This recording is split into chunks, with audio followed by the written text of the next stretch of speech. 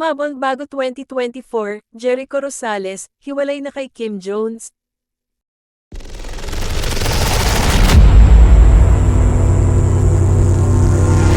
Mainit na usapan ngayon sa social media ang intrigang hiwalay na umano sina Jericho Rosales sa kanyang misis na si Kim Jones.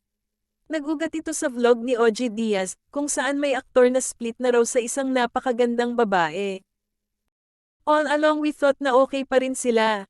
Na silang dalawa ay ine-enjoy muna ang isa't isa habang hindi pa nagbubunga ang kanilang pagmamahalan kasi wala pa silang anak, wika ni OG. Yun pala, nananatili silang magkaibigan habang inaayos ang kanilang annulment, aniya pa. Sa clue naman na ipinost ng ex-account na Altijima, marami ang napaisip na baka sina Jericho at Kim ang tinutukoy ni OG na hiwalay na. OMG, matagal na palang hiwalay si aktor and asawa niya. Pero nakita pa silang magkasama sa isang ball. Ang talak naman ng mga bayot friends sila and tinatapos na lang ang annulment. Clue, Junior and Killjoy, ayon sa tweet.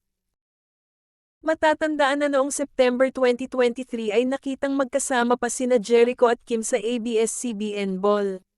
Wala pa namang pahayag ang couple hinggil sa intriga.